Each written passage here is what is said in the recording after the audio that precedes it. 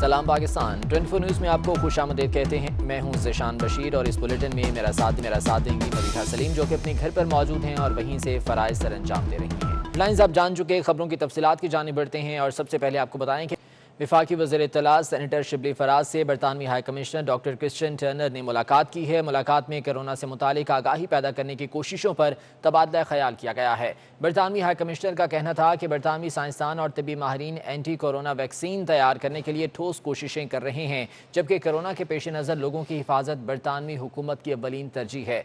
वज़ीर इत्तलात शिबली फराज का कहना था कि कोरोना से आलमी सतह पर निमटने की ज़रूरत है। वफाकी वज़ीर इत्तलात सेनेटर शिबली फराज से बरतानवी high commissioner doctor Christian Turner की मुलाकात हुई है। इस मुलाकात में कोरोना से मुतालिक आगाही पैदा करने की कोशिशों पर तबादला ख्याल किया गया।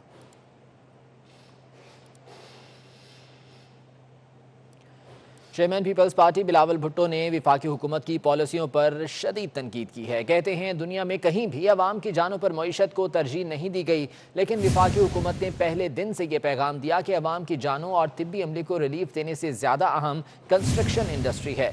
बिलावल भुट्टो का कहना है कि कोरोना के खिलाफ जंग में इत्तफाक़ी राय का फुकदान है, जिसके जिम्मेदार वज़ीर आज़म हैं। इमरान खान को चाहिए कि इस मुश्किल सूरत हाल में खुद इस्तीफ़ा देकर कुर्सी पर किसी और को बिठाएं।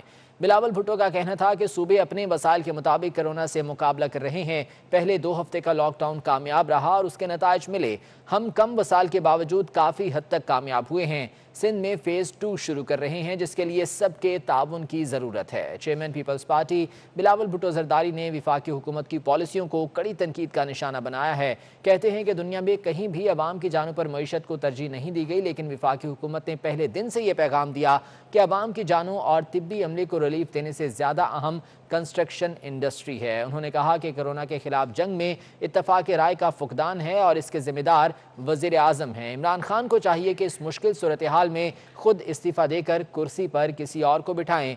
बिलावल भुट्टो का कहना था कि सूबे अपने वसाइल के मुताबिक कोरोना का मुकाबला कर रहे हैं। Corona virus school notice case की समाअत पर सुप्रीम कोर्ट ने वफाकी और सूबाई हुकूमतों की रिपोर्ट्स पर अदम इत्मीनान का इज़हार कर दिया।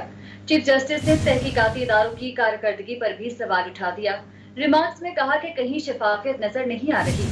जस्टिस उमर अता बंदियाल ने कहा कि वफाकी हुकूमत और सूबों में ताउन न होने की वजह मरकज में बैठे लोगों का मुतकब्बिराना रवैया है। चीफ जस्टिस पाकिस्तान जस्टिस गुलजार अहमद की सरबराही में 5 रुकनी बेंच ने कोरोना वायरस से मुतालिक हुकूमती इक़दामात पर अस्कुल नोटिस केस की समाअत की। अदालत ने हिफाजती सामान की खरीदारी, राशन की तकसीम में शफाफियत पर सवाल उठा दिया। कोरोना वायरस के पेश नज़र विफाक और सूबों की मुख्तलिफ पॉलिसियों पर अदम इत्मीनान का इजहार किया। चीफ जस्टिस पाकिस्तान ने corona virus school notice case की समाअत के दौरान रिमार्क्स दिए कि कहीं शफाफियत नजर नहीं आ रही और सारे काम लगता है कागजों में ही हो रहे हैं। दौरान समाज सेक्रेटरी सेहत ने करंतना सेंटर में सहूलियात बारे ब्रीफ किया तो चीफ जस्टिस ने रिमार्क्स दिए कि पूरे मुल्क में हालात अबतर होते जा रहे हैं। लाहौर करंतना से पैसे लिए बगैर किसी को जाने नहीं दिया जाता। जो अस्पताल जाता है वो वापस नहीं आ सकता। अस्पताल से लाश वसूल करने के लिए भी पैसे देने पड़ते हैं। समाअत के दौरान खैबर पख्तूनख्वा में डॉक्टरों पर तशद्दुद का भी तज़किरा हुआ। चीफ जस्टिस ने रिमार्क्स दिए कि सिंध का एक सूबाई वजीर कहता है कि वफाकी हुकूमत के खिलाफ मुकदमा करा देंगे, यानी सूबाई वजीर का दिमाग बिल्कुल आउट है। पता नहीं दिमाग पर क्या चीज चढ़ गई है। चीफ जस्टिस ने रिमार्क्स दिए कि सूबों को ऐसे कारोबार रोकने का कोई अख्तियार नहीं जो मरकज को टैक्स देते हैं। किसी सियासी मामले में नहीं पड़ेंगे, लेकिन जिस कीमत पर आवाम को सहूलियात मिल रही हैं वो भी देखेंगे। चीफ जस्टिस ने कहा कि डॉक्टर इसरार अहमद की बातें आज सच साबित हो रही हैं। डॉक्टर इसरार अहमद की तकरीरें सुन लें, उन्होंने 20 साल पहले आज के हालात बता दिए थे। हमारे मुल्क का एक हिस्सा पहले ही हमसे चला गया और कुछ हिस्सों में अब भी आग लगी है। अगर हम ज़कात, सदकात और फितराना खा जाएंगे तो फिर क्या होगा? हम किस तरफ जा रहे हैं? क्या गंदम गायब करने वाले इंसान कहलाए जा सकते हैं? अभी किसी करप्ट बंदे को अदालत बुलाएं, देखिएगा कैसे झूठ बोलेगा। नैब, FIA, एंटी करप्शन पता नहीं क्या कर रहे हैं। कितना हिफाजती सामान खरीदा गया, कैसे तकसीम हुआ, NDMA अदालत को आगाह करे। चीफ जस्टिस गुलजार अहमद ने कहा कि मुल्क में मुकम्मल तौर पर इस्तेहसाल हो रहा है। लगता है वफाक और सूबाई हुकूमतें अवाम के खिलाफ साजिश कर रही हैं। कोई यकसा हिकमत अमली नहीं। चीफ जस्टिस ने रिमार्क्स दिए कि सूबाई हुकूमतें पैसे मांग रही हैं। अगर विफाक के पास फंड्स हैं तो उसे देने चाहिए। दौरान समाज जस्टिस उमर अता बंदियाल ने कहा कि विफाकी हुकूमत और सूबों में ताउन न होने की वजह मरकज में बैठे लोगों का मुतकब्बराना रवैया है। क्या विफाक में बैठे लोगों को ऐसी जबान इस्तेमाल करनी चाहिए? 1 हफ्ते का वक्त देते हैं, कोरोना से मुतालिक यकसा पॉलिसी बनाई जाए। अमानत किशकोरी, 24 न्यूज़, इस्लामाबाद। और कोरोना वायरस अज खुद नोटिस केस में अदालत ने हुक्मनामा भी जारी कर दिया। अदालत ने हुकूमत को कोरोना से मुतालिक यकसा पॉलिसी बनाने का हुक्म देते हुए रिपोर्ट तलब कर ली। कितना सामान खरीदा गया, कैसे तकसीम हुआ, अदालत ने NDMA से भी तफसीलात तलब कर ली हैं। इसी बारे में अमानत गशकोरी रिपोर्ट करेंगे। अदालती हुक्मनामे में कहा गया है कि हुकूमत कोरोना से मुतालिक यकसा पॉलिसी बनाए। पॉलिसी तमाम स्टेक होल्डर्स के साथ मुशावरत करके बनाई जाए। हाजी कैंप में अदम सहूलियात पर करंतना मरकज क्यों कायम किया गया? अदालत ने NDMA से जवाब तलब कर लिया। ज़कात और बैतुल माल फंड्स में करप्शन पर वफाकी और सूबाई हुकूमतों से जवाब तलब कर लिया गया। अदालत ने कहा आइंदा समात पर फैसला करेंगे करप्शन केस नैब को देना है या FIA को। अदालत ने हुक्म दिया कि सरबराह NDMA बताएं हाजी कैंप मरकज पर कितने पैसे खर्च हुए। पिशावर में तमाम क्लिनिक SOPs के मुताबिक खोलने का हुक्म दे दिया गया। अदालत ने वफाकी मामलात पर सूबाई हुकूमतों की मुदाखलत पर वफाक और सूबों से दलाइल तलब कर लिए। अदालत ने कहा आइंदा समात पर दलाइल सुनकर फैसला करेंगे। सुप्रीम कोर्ट ने कहा हुकूमत सिंध कारोबार को खोलने से मुतालिक फैसले पर नजरसानी करे। सिंध हुकूमत ऐसी पॉलिसी बनाए कि कारोबार खोलने का इतलाक तमाम सनतों पर हो। अदालत ने कहा ऐसी सरगर्मियां जिनसे वफाक को रेवेन्यू आता है सूबाई हुकूमतें उन्हें बंद नहीं कर सकती। केस की समात 2 हफ्तों के लिए मुलतवी कर दी गई। अमानत गशकोरी 24 न्यूज़ इस्लामाबाद। MQM के कन्वीनर खालिद मकबूल सिद्दीकी ने ताजिर बरादरी के तमाम मुतालबात की हिमायत कर दी। कहते हैं ताजिर अपनी SOP बनाकर फौरी अपने कारोबार को बहाल कर लें। लॉकडाउन का खेल बहुत हो गया, अब कराची को खुलना चाहिए। MQM पाकिस्तान के कन्वीनर खालिद मकबूल सिद्दीकी के ज़ेर सदारत हैदराबाद में अहम इजलास हुआ, जिसमें ताजिरों ने साबिक वफाकी वजीर को अपने मसाइल से आगाह किया। खालिद मकबूल सिद्दीकी ने ताजिरों के तमाम मुतालबात की हिमायत कर दी। खालिद मकबूल सिद्दीकी का कहना था कि ताजिर बरादरी अपने SOP बनाकर फौरी अपने कारोबार को बहाल कर ले। लॉकडाउन का खेल बहुत हो गया, अब कराची को खुलना चाहिए। अब इस शहर को खुलना है और हम और आप मिलकर खोलेंगे, लेकिन पढ़े लिखे लोग हैं। किसी से पाकिस्तान में कोई माई का लाल ये नहीं कह सकता है कि हमसे ज़्यादा कुर्बानी दी है। पाकिस्तान की मोहब्बत हमारे रगों में खून मिल के दौड़ती है, इसलिए हम और आप को दोनों काम करने हैं। इस मुल्क को भी चलाना है, बीमारी को नहीं फैलने देना है। ये जिम्मेदारी आप कबूल करें तो फिर हम आपका मुकदमा लेके जाएं। मुत्तहदा के कन्वीनर ने कहा कि मुल्की मईशत को जिंदा रखने के लिए कराची में तिजारती और कारोबारी सरगर्मियों का बहाल होना बेहद ज़रूरी है। कराची वो लोग चला रहे हैं जिनका इस शहर से कोई वास्ता ही नहीं। कराची का मसला ये है कि खुदा के लिए अब कराची जैसे शहर को इस्लामाबाद से बैठ के ना चलाया जाए। कराची का अलमिया यह है कि वजीर आला हाउस से शहर को चलाया जाता है, जहाँ पे बैठा हुआ एक शख्स भी इस शहर से ताल्लुक नहीं रखता है। प्रेस कॉन्फ्रेंस के दौरान हुकूमती इत्तेहादी जमात के सरबराह ने हुकूमत से बिजली की कीमतों में फौरी कमी का मुतालबा कर दिया। और बलूचिस्तान हुकूमत ने लॉकडाउन में 19 मई तक तौसी कर दी है। महकमा दाखिला बलूचिस्तान के मुताबिक सूबे में अब तक कोरोना के 1321 केसेस सामने आ चुके हैं। इसलिए लॉकडाउन में तौसी का फैसला कोरोना के बढ़ते केसेस की वजह से किया गया है। बलूचिस्तान हुकूमत ने लॉकडाउन में 19 मई तक तौसी कर दी है और इसका बाकायदा नोटिफिकेशन भी जारी कर दिया गया है। महकमा दाखिला बलूचिस्तान का कहना है कि सूबे में अब तक कोरोना के 1321 केसेस सामने आ चुके हैं और इसी बिना पर लॉकडाउन में तौसी का फैसला किया गया है, जो कि अब 19 मई तक रहेगा।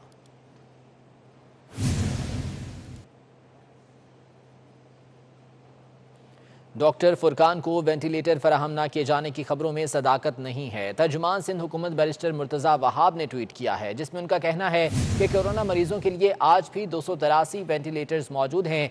वज़ीर आला सिंध ने वाक़े की इंक्वायरी का हुक्म दे दिया है। डॉक्टर फुरकान, जो कि गुज़िश्ता रोज़ कोरोना वायरस के बायस ज़िंदगी की बाजी हार गए थे, कहा यह गया था कि उन्हें वेंटिलेटर नहीं मिल सका था, लेकिन अब बैरिस्टर मुर्तज़ा वहाब ने ट्वीट किया है, जिसमें उनका यह कहना है कि कोरोना मरीजों के लिए आज भी 283 वेंटिलेटर्स मौजूद हैं और डॉक्टर फुरकान को वेंटिलेटर फराहम न किए जाने की खबरों में कोई सदाकत नहीं है।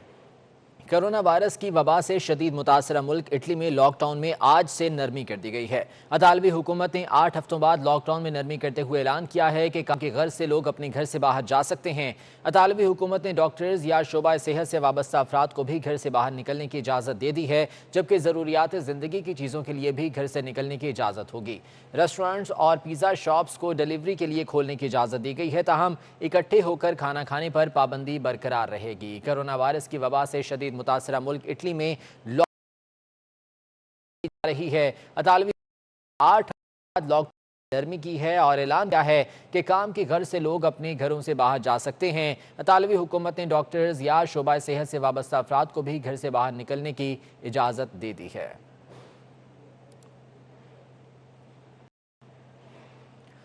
और ईरान में कोरोना के केसेस में कमी के बाद मुल्क के बाद हिस्सों में मसाजिद खोलने का फैसला कर लिया गया है। अरब खबरसां इदारे के मुताबिक ईरानी हुकूमत ने कोरोना से क्लियर होने वाले इलाकों में मुस्तकिल तौर पर मसाजिद खोलने का फैसला किया है, जबकि मुल्क भर में आज पाबंदियों में भी कमी करना शुरू कर दी गई है। ईरानी सदर हसन रूहानी ने कहा है कि 132 इलाकों यानी मुल्क के 1/3 इंतजामिया डिवीजन्स में मसाजिद खोल दी जाएंगी। उन्होंने जोर दिया कि इस्लाम तहफ़्फ़ुज़ को लाजिम तस्वुर करता है और इज्तमाई नमाज की निस्बत समाजी फासला बहुत ज़रूरी है, जबकि मसाजिद में नमाज की अदायगी सिर्फ सिफारिश है।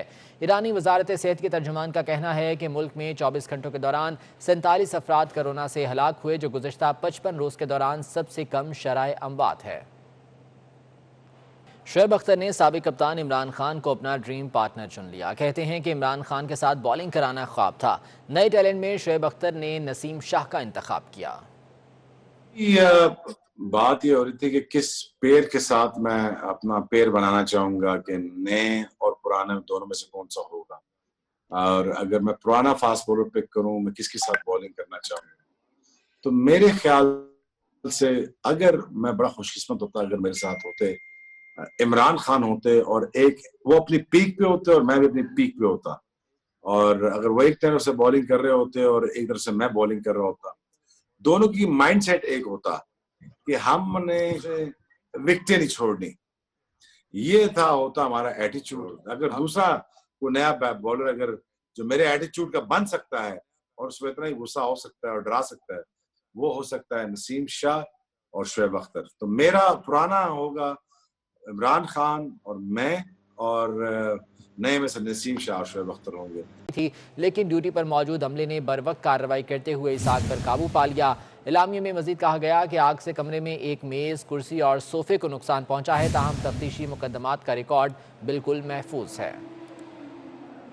और वज़ीर इत्तला शिबली फराज ने नून लीग के इल्ज़ामात को मुस्तरद कर दिया है। कहते हैं नैब एक आज़ाद इदारा है, हुकूमत का कोई लेना देना नहीं है। नून लीग के दौर में नैब को हमेशा सियासी मकासद के लिए इस्तेमाल किया गया।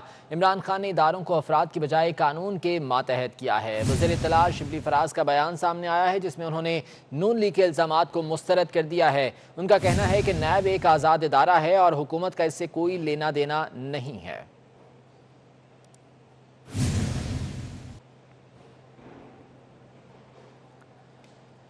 वज़ीर आज़म की ज़ेर सदारत वफाकी काबीना का अहम इजलास आज होगा। इजलास में लॉकडाउन में नरमी या ख़त्म करने पर हतमी मुशावरत की जाएगी। वफाकी काबीना मुल्की मौशी और सियासी सूरत हाल पर गौर करेगी।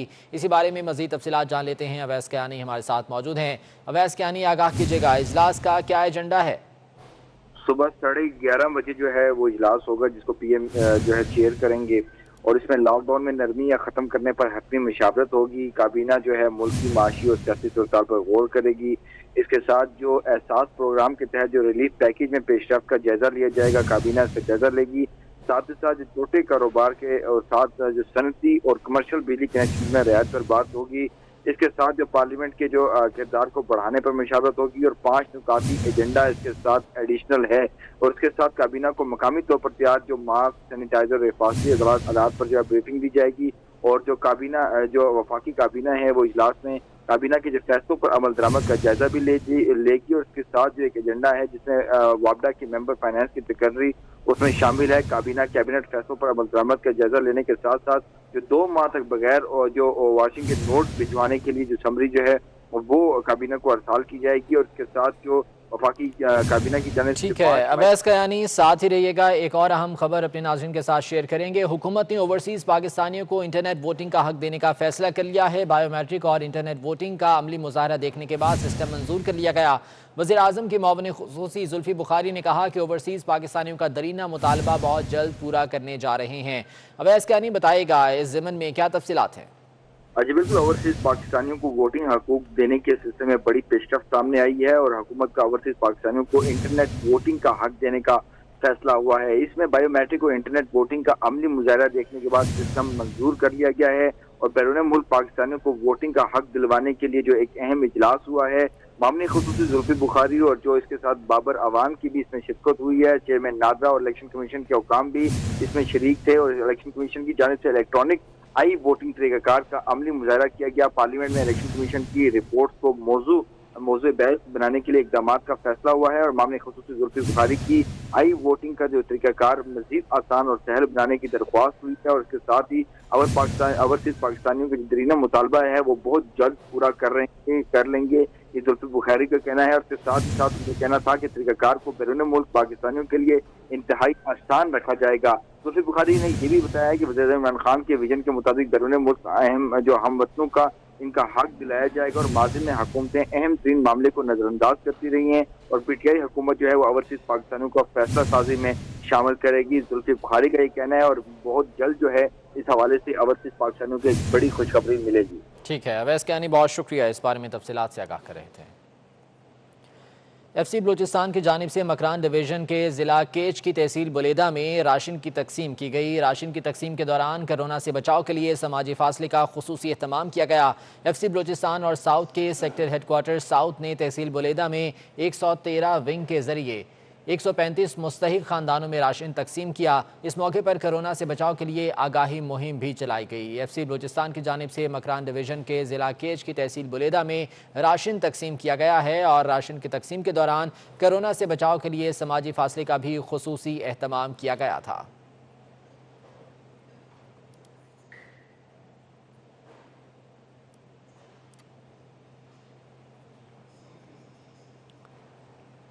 इस्लामाबाद में भी कोरोना केसेस में तेज़ी से इजाफा होने लगा है। मुतासरा इलाके सेक्टर I-10, 1 और 4 ज़्यादा मुतासर होने के बाद सील हैं।